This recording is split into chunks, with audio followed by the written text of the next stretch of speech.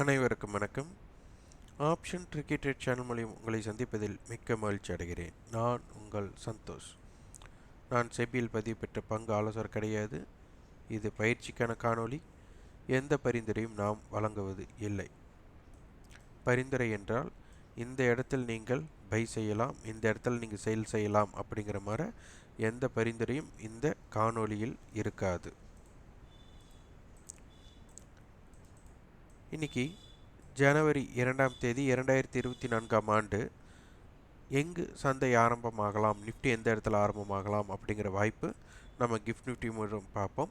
இப்போ gift Nifty வந்து பார்த்திங்கன்னா 21,863 அப்படிங்கிற இடத்துல வர்த்தகம் ஆயிட்டிருக்கு. நேரம் காலை 7:27 அடிப்படையில். அப்போது நேற்று பார்த்திங்கன்னா சந்தை லாஸ்ட் ட்ரேடிங் ப்ரைஸ் 21,830, ஆனால் முடிவுற்ற விலை 21,888. அப்போது ஒரு 58 புள்ளிகள் சந்தை வந்துட்டு லாஸ்ட் ட்ரேடிங் ப்ரைஸை விட அதிகமாக முடிஞ்சிருக்கிறாங்க. சப்போஸ் இன்று நம்மளுக்கு வந்துட்டு எதிர்பாராமல் ஃப்ளாட் ஓப்பனிங் அப்படின்னு கிடைச்சதுன்னா உடனே கீழே இறங்க வேண்டிய சூழ்நிலை இருக்குது. காரணம் என்னென்னா, நேற்று முடிவுற்ற விலைக்கும் நம்மளுக்கு வந்துட்டு இன்று அதாவது நேற்று கடைசி வர்த்தகத்திற்கும் முடிவுற்ற விலைக்கும் உள்ள வித்தியாசம் மிக அதிகமாக இருக்குது. அப்போ இறுதி நேரத்தில் சந்தையை ஃப்யூச்சரை வந்து ஷார்ட் செய்தவர்களுக்கும் ஃப்யூச்சரை ஷார்ட் செய்தவர்கள் புட் பை பண்ணவங்களுக்கும் கால இறுதி நேரத்தில் செல் பண்ணவங்களோட நிலைமை பார்த்திங்கன்னா ரொம்ப வருத்தத்தக்கமாக மாறியிருக்கு. ஏன்னா அவங்க வியாபாரம் கடைசி வர்த்தகமாக அவங்க செஞ்சுருந்தாலும் கூட அவங்க முடிவுற்ற விலையை அவர்களுக்கு நட்டம் லாஸ் என்ற அடிப்படையில் தான் முடிவுற்றிருக்கு. அப்போ அவர்களுக்கு சாதகமாகணும் அப்படின்னா ஃப்ளாட் ஓப்பன் நடந்தாலும் கூட உடனே இறக்கத்தை சந்திக்க வேண்டிய சூழ்நிலை இந்த இடத்துல இருக்கணும். அப்போது தான் அவர்களுக்கு சாதகமாக மாற்றக்கூடிய வாய்ப்புகள் இருக்கும் அப்படிங்கிறது தான் எதிர்பார்ப்பு. ஆனால் சந்தையில் என்ன வேணாலும் நடக்கலாம். அப்போது நேற்று இந்த விஷயம் நடைபெற்றதுனால, இறுதி நேரத்தில் இந்த விஷயம் நடைபெற்றதுனால அவர்களுக்கு சாதகமாக வேண்டும் என்றால் சந்தை என்ன ஆக வேண்டும் அப்படிங்கிறத கொஞ்சம் யோசிங்க. அப்போது நம்மளுக்கு நெகட்டிவ், ஏன்னா நேற்றைய பாதிப்பு, நேற்று இறுதி நேர பாதிப்பு நம்மளுக்கு அதனுடைய தாக்கம் இன்று காலை 9:15 10 மணிக்குள்ளே கண்டிப்பாக அதனுடைய தாக்கம் இருக்கக்கூடிய வாய்ப்புகள் மிக அதிகம். ஆனால் சந்தையில் என்ன வேணாலும் நடக்கலாம் அப்படிங்கிறத மீண்டும் மீண்டும் நினைவூட்டல் செய்து கொண்டே இருக்கிறேன். அப்போது இறுதி நேரத்தோட அந்த ஒரு பாதிப்பு, அந்த ஒரு நினைவு கண்டிப்பாக இந்த இடத்துல இருக்கும் அப்படிங்கிறது நம்மளுக்கு தெரிஞ்சாச்சு. அப்போது உடனே நம்ம வந்து சந்தை மேல் நோக்கி செல்லணும் அப்படிங்க இருக்கிறவங்க உடனே இந்த நேரத்தில் 9:15 10 மணி கொஞ்சம் காத்திருக்க வேண்டிய சூழ்நிலை இருக்குது. அப்போ இந்த இடத்துல அந்த பாதிப்பு இல்லாத பட்சத்தில், முதல் 1 மணி நேரம் அந்த பாதிப்பு இல்லாத பட்சத்தில் சந்தை அதற்கப்புறம் வந்து என்ன நடக்க போகும் அப்படிங்கிற அளவுக்கு, அப்போ மேல் நோக்கி போகணும் அப்படின்னா அந்த பாதிப்பை நீங்கி அதற்கப்புறம் இருக்கக்கூடிய தாக்கம் தான் நம்மளுக்கு ரொம்ப முக்கியம். அதனால் இதனை உற்று நோக்க வேண்டிய சூழ்நிலை இருக்கிறது. அப்போது அதே போல் ஸ்பாட்டுக்கும் ஃப்யூச்சருக்கும் உண்டான தொலைவு, அப்போ ஸ்பாட்டை விட ஃப்யூச்சர் இங்கே அதிகமாக இருக்குது. எவ்வளவு அதிகமாக இருக்குன்னா 140 புள்ளிகள் அதிகமாக இருக்குது. இந்த 140 புள்ளிகள் அப்படிங்கிறது சாதாரண பிரீமியம் இல்லை, கிட்டத்தட்ட 0.5% மேலே இருக்கிற பிரீமியம். அதே போல் இந்த ஜனவரி கான்ட்ராக்டுக்கும் பிப்ரவரி கான்ட்ராக்டுக்கும் உண்டான பிரீமியம் அங்கே அதிகமாக இருக்குது. அதாவது இதிலிருந்து ஒரு 130 புள்ளிகள் அப்படிங்கிற மாதிரி இருக்குது. அதற்கு அடுத்தது பார்த்திங்கன்னா 150 புள்ளிகள். அப்போ இந்த அளவுக்கு சந்தை பிரீமியம் இருக்குது அப்படின்னா நம்மளுக்கு ப்ராபபிலிட்டி ஆஃப் சான்சஸ் அப்படின்னு பார்த்தா கீழ் நோக்கி செல்வதற்குண்டான வாய்ப்புகள் குறைவு. அதாவது நேற்றைய சந்தை தாக்கம் வந்துட்டு இறுதி நேரத்தில் ஒரு நல்ல ஒரு ஃபால் இருந்திருக்கு. அப்போ இந்த ஃபால் நம்மளுக்கு ஒரு ப்ராஃபிட் புக், ஏன்னா நேற்றைய வர்த்தகத்தோட முந்தைய நாள் வர்த்தகத்தோட ஹையை பிரேக் பண்ணிவிட்டு அதற்கப்புறம் நிலை பெறாமல் கீழே வந்திருக்கு. அப்படி கீழே வந்தவங்க லோவை பிரேக் பண்ணிவிட்டு கீழே போகலை அப்படிங்கிற ஒரு கொஸ்டின் மார்க். அதற்கப்புறம் வந்துட்டு இந்த அளவுக்கு ப்ரீமியம் இருக்குது அப்படிங்கும்போது எதன் அடிப்படையில் நம்ம வந்துட்டு, அதாவது சந்தையில் என்ன வேலை நடக்கலாம் இருந்தாலும் இந்த அளவுக்கு ப்ரீமியத்தை வச்சுட்டு புட் ஆப்ஷன்ஸோட டைம் வேல்யூ வந்து கொஞ்சம் குறைவாக இருக்கும். அதே மாதிரி சந்தை இறங்கினாலும் புட் ஆப்ஷனோட விலையேற்றம் குறைவாக இருக்கும்.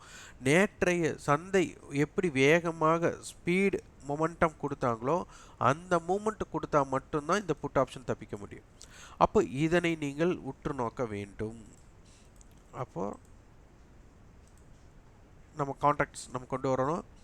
இதில் 21,700 புட், 21,800 கால், அதுக்கப்புறம் கால் இருக்குது. இது ஒரு மல்டிபிள் ஹெட்ஜ். 21,700க்கு பிலோ சஸ்டெயின் ஆனால் மட்டும்தான் சந்தைக்கு ஒரு இறங்கக்கூடிய வாய்ப்பு அப்படிங்கிறது இருக்குது. இறங்கினாலும் ஒரு பிரயோஜனம் அப்படின்னு சொல்லுவாங்க, அந்த அளவுக்கு இருக்குது. அப்போ 21,700க்கு கீழ் செல்லாத வரை சந்தையோட தாக்கம் எப்படி இருக்க வாய்ப்பு அப்படிங்கிறதையும், நேற்றையிலோ 21,680 ஸ்பாட்டோடலோ அப்போது அதனுடைய தாக்கம் எப்படி இருக்குது அப்படிங்கிறதையும் பார்க்கணும். 21,700 புட் ஆப்ஷன் படி நம்மளுக்கு 127 ரூபாய் ஹை அப்படின்னா 21,577 அப்படிங்கிற இடமும், 21,800 கால் 194 ரூபாய் ஹை அப்படிங்கிறதுனால 21,994 அப்படிங்கிற இடத்துக்கு உட்பட்டு சந்தை இருக்க போகிறாங்க. அப்போது இதிலிருந்து நம்ம பார்க்க போனால் நம்மளுக்கு ஒரு 280 புள்ளிகள், 677, 777, 870, அப்போ 400 புள்ளிகள் பக்கம் நம்மளுக்கு 420 புள்ளிகள், அப்போ 210 புள்ளிகள். அப்போ 21,577, 210,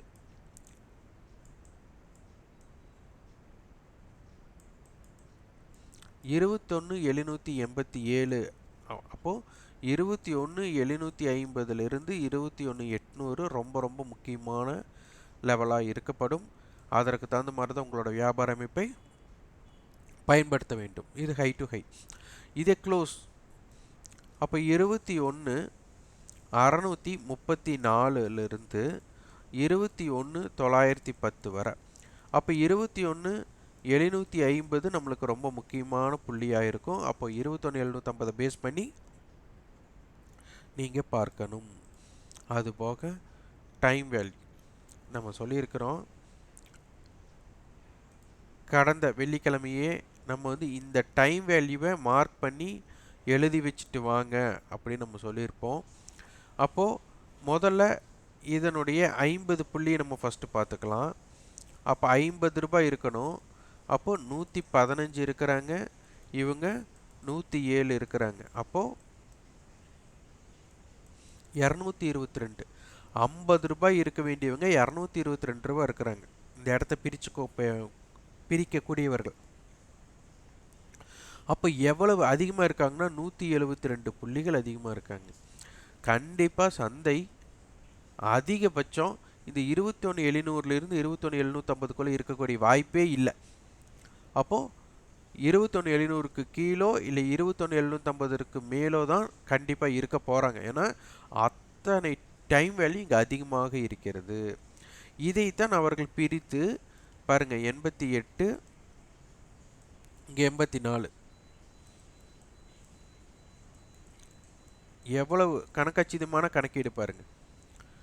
இந்த மணி ஆப்ஷன்ஸ் 21,700 காலுக்கும் 21,750 புட்டும் சேர்ந்து என்ன டைம் வேல்யூ இருக்கோ அதுதான் அவர்களுடைய ஆப்பனண்ட்டோட விலையாக கொடுத்துருக்குறாங்க அப்படிங்கிறதை நீங்கள் உணரணும். அப்போது இந்த அளவுக்கு டைம் வேல்யூ இருக்குது. அப்போது இந்த டைம் வேல்யூ நம்ம வெள்ளிக்கிழமை கணக்கீடு பண்ண, வியாழக்கிழமை கணக்கீடு பண்ண டைம் வேல்யூக்கு எப்படி இருக்குன்னு பாருங்கள். அப்போ 21,700 டு 21,800க்கு 100 புள்ளிகள். அப்போ 21,700 115, 21,800 133, 248. அப்போ 148 புள்ளிகள் அதிகமாக இருக்காங்க. உடனே அதோடைய ஆப்பனண்ட்டை போய் பாருங்க. 66, 84, 150 புள்ளிகள். அப்போது இங்கே வந்துட்டு நீங்கள் நினைக்கிற மாதிரி ஓப்பன் இன்ட்ரெஸ்ட், வேல்யூம், சப்ளை, டிமாண்ட் அப்படிங்கிற எந்த விஷயத்தை எடுத்தாலும் இங்கே கணக்கீடு எப்படி இதற்கு சமமாக இருக்குது அப்படின்னா, அப்போ இது ஒரு பெரிய ஆப்ரேட்டிங் நடந்துகிட்ருக்கு அப்படிங்கிறதை நீங்கள் புரிந்து கொண்டு, அதனால் வந்து இதனை நம்பி நீங்கள் உங்களுடைய முழு முதலீட்டை பயன்படுத்துவதெல்லாம் தவறு. அதனால் ப்ராபபிலிட்டி ஆஃப் சான்சஸ் ஒரு சின்ன ரிஸ்க் எடுக்கிறீங்க, அதற்குண்டான ரிவார்டு கிடைச்சா எடுத்துக்கிறீங்க, இல்லை அதற்குண்டான லாஸ் கிடைச்சா அதை சந்தோஷமாக ஏற்றுக்கிட்டு நீங்கள் வந்துட்டு அடுத்த உங்களோட வாய்ப்பை நீங்கள் தேர்ந்தெடுக்க வேண்டும். அடுத்தது பேங்க் நிஃப்டிக்கு.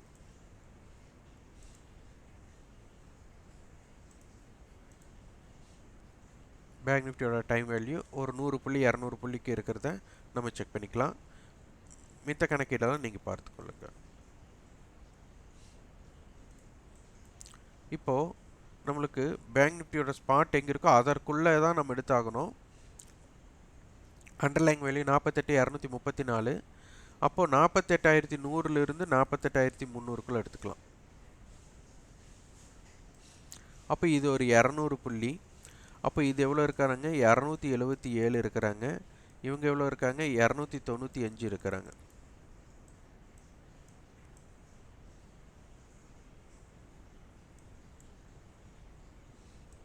$572 200 இருக்கும். அப்போ 372 ரூபா அதிகமாக இருக்காங்க. உடனே அதோட ஆப்பனண்ட்டை போய் பாருங்கள். 176, 196.